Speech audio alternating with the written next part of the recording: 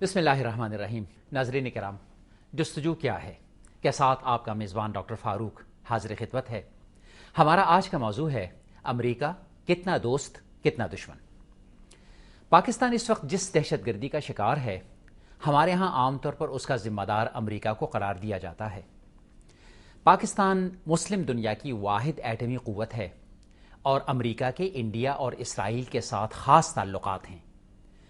ان امور کی روشنی میں جائزہ لیں تو یہ بات درست لگتی ہے، لیکن دوسری طرف یہ بھی ایک حقیقت ہے کہ پاکستان کی مالی اور فوجی امداد میں امریکہ پیش ہوتا ہے. ہمارے اکثر پڑھے لکھے پاکستانی امریکہ جانے کے لیے بےتاب ہوتے ہیں. ہماری ہر حکومت ملکی مسائل کے حل کے لیے امریکہ کی طرف دیکھتی ہے. اس سے معلوم ہوتا ہے کہ امریکہ ہمارا دوست ہے. اسی بات کا ایک حقیقت پسندانہ جائزہ لینے کے لیے جن ماہرین کو ہم نے اپنے اسٹوڈیو میں آج دعوت دی ہے، ان میں شامل ہیں جناب لیاقت بلوچ صاحب، جناب جاوید قریشی صاحب اور جناب ڈاکٹر لال خان صاحب. لیاقت بلوچ صاحب، آپ سے گفتگو کا آغاز کرتے ہیں. بسم اللہ. امریکہ پاکستان کا کتنا دشمن ہے اور کتنا دوست ہے؟ جی بسم اللہ الرحمن الرحیم. دیکھیں جی کہ ڈاکٹر صاحب، امریکہ جو ہے کہ وہ ساری دنیا کا دوست بھی ہے اور ساری دنیا کا دشمن بھی ہے. اس لیے کہ امریکہ ایک بڑے ملک اور ایک بڑی طاقت کے ناطے اور روس کے تحلیل ہونے کے بعد اس وقت اس کی حیثیت ایک یونیپولر یا یک محوری طاقت کی ہے. اس وجہ سے اس کی پالیسی اور حکمت عملی تو ہمیشہ اپنے مفادات کی ہوتی ہے، اور جو ہر آزاد خود مختار اور باوقار ملک ہے وہ ہمیشہ اپنی ترجیحات کو ہی پیش نظر رکھتا ہے.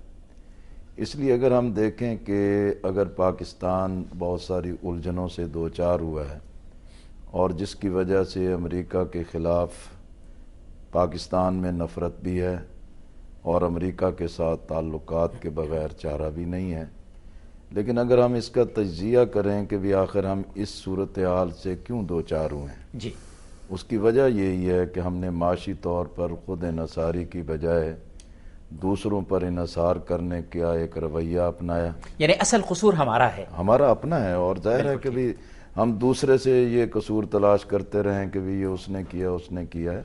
آغاز جو غلطیوں کا ہے وہ ہمارا اپنا ہے. ٹھیک. اور اسی وجہ سے جو ہے کہ امریکہ ہمارے دفاع میں، سیاست میں، معیشت میں، ہماری پالیسی سازی میں ہر طریقے سے دخیل ہوتا چلا گیا ہے. جب پھر پاکستان میں یہ کرپشن کا سرطان مسلسل بڑھا ہے، جس کی وجہ سے انہی طاقتوں انہی قوتوں نے اسی بات کی کوشش کی ہے کہ وہ براہ راست اپنی موجودگی اور اپنے وجود کو قائم رکھنے کے لیے اپنے اداروں کے ذریعے، اپنے ایکسپرٹس کے ذریعے اور اپنی تمام تر پالیسیز کے ذریعے، ڈکٹیشنز کے ذریعے، یعنی انہوں نے مسائل پیدا نہیں کیے، انہوں نے ہمارے مسائل سے اور ہماری کمزوریوں سے فائدہ اٹھایا. دونوں چیزیں ہیں. دیکھیں نا جی، ایجنڈا ان کا واضح ہے. ٹھیک. جیو اسٹریٹجک جو پاکستان کی پوزیشن ہے اس میں لازمی طور پر ان کی حکمت عملی تو یہی ہونی چاہیے کہ وہ اس علاقے میں اپنے آپ کو تسلیم کروائیں. لیکن اس کے مقابل میں جو ہماری لیڈرشپ کا، ہماری پالیسی میکنگ کا اور ہماری قیادت کا جو ایک ویژن ہونا چاہیے تھا کہ ان ساری چیزوں کو سامنے رکھ کے ہم اپنی حکمت عملی کو خود ترتیب دیتے، اس کی وجہ یہی ہے کہ بھی ہماری پالیسی سازی میں تسلسل نہیں ہے. ٹھیک. پارلیمنٹ موجود نہیں رہتی، جمہوریت مستحکم نہیں ہے، اور جو سول اور ملٹری اسٹیبلشمنٹ پاکستان میں مضبوط ہے، ٹھیک. وہ پالیسی سازی میں اپنی بالادستی کو ہر صورت میں قائم رکھتی ہے. صحیح. اور ہم آزاد حیثیت سے اپنا کوئی رویہ، کوئی راستہ نہیں اختیار کر پاتے. جاوید قریشی صاحب، یہی سوال آپ سے ہے. لیکن میں سمجھتا ہوں ڈاکٹر صاحب کہ دنیا میں مستقل یا دائمی تعلقات نہیں ہوتے، بین الاقوامی سطح پہ دائمی مفادات ہوتے ہیں. ٹھیک. امریکہ کے اپنے مفادات ہیں، پاکستان کے اپنے مفادات ہیں. ٹھیک. تو امریکہ ظاہر ہے کہ امریکہ سے یہ توقع کر لینا کہ امریکہ اپنے مفادات کو بالائے طاق رکھ کے پاکستانی مفادات کی نگرانی کرے گا اور اس قسم کی پالیسیز اختیار کرے گا اور ایسے اقدامات شروع کرے گا جس سے امریکہ کو تو بھلے فائدہ ہو یا نہ ہو، پاکستان کو ضرور فائدہ پہنچ جائے، میں سمجھتا ہوں کہ محض سادگی، نادانی بلکہ حماقت ہے. یعنی امریکہ کو تو اپنے مفاد کا سوچنا ہے. ظاہری بات ہے, ٹھیک. ہر ملک کو اپنے مفادات کا سوچنا ہے, پاکستان کو اپنے مفادات کا سوچنا ہے. ہمارا المیہ یہ رہا ہے کہ ہمارے ہاں جب بھی حکومت کوئی بنی ہے, ایک تو یہ تھا کہ جمہوریت یہاں قائم نہیں رہ سکی, اور وہ پولیٹیکل پروسیس جس کے ذریعے کچھ مضبوط قسم کی روایات قائم ہو سکتی اور مضبوط سیاسی جماعتیں بن سکتی, وہ نہیں ہوا.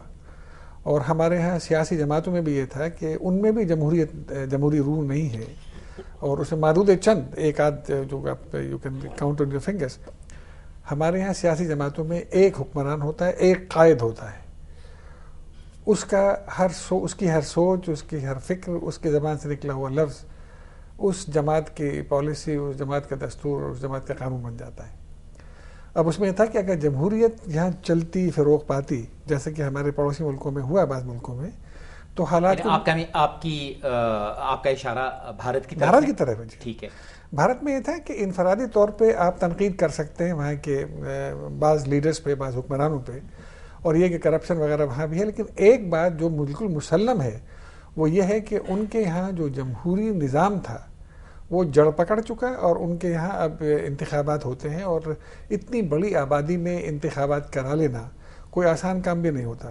اور آج تک کبھی ایسا نہیں ہوا کہ انتخابات کے بعد کوئی نکتہ چینی ہوئی ہو الیکشن کمیشن پہ, حالانکہ 70 کروڑ وہاں پر ووٹرز ہیں. اور آپ یہ دیکھیے کہ ہمارے یہاں اس کے مقابلے میں کوئی انتخاب آج تک ایسا نہیں ہوا جس میں الیکشن کمیشن کو مورد الزام نہ ٹھہرایا گیا ہو. ٹھیک. تو اب دو باتیں جن میں وہ بھارت ہم سے بہت, میں سمجھتا ہوں کہ سبقت ہم پہ رکھتا ہے. وہ ایک تو یہ تھا کہ ان کے یہاں ایک تو آزادی کے فوراً بعد انہوں نے اپنا کانسٹیٹیوشن بنا لیا وداؤٹ ویسٹنگ مچ ٹائم, اور دوسرا ان کے یہاں یہ تھا کہ ان کے یہاں تواتر کے ساتھ, اور ایک ان کا الیکشن کمیشن بہت مضبوطی کے ساتھ, بہت توانائی طاقت کے ساتھ آزادانہ انتخابات کرواتا رہا. اور تیسری ایک بات جو اور بہت اچھی تھی وہ یہ تھی کہ ان کے یہاں جو جوڈیشری کا لیول تھا وہ ہمارے ملک سے بہت بہتر رہا. تو ان تینوں چیزوں کو کی آمیزش یا ملاپ کی وجہ سے میں سمجھتا ہوں کچھ چیزیں ایسی ہیں جو بھارت میں آپ کو دیکھنے کو ملتی ہیں اور جو ہمارے ملک میں کبھی دیکھنے کو آپ کو نہیں ملی. ہمارے اپنے سیاستدانوں میں اتنا ویژن نہیں تھا, وہ سمجھیے کہ وہ کیریکٹر کہہ لیجیے اس کو, نہیں تھا کہ وہ صرف اپنے ملکی مفادات پہ توجہ دیتے.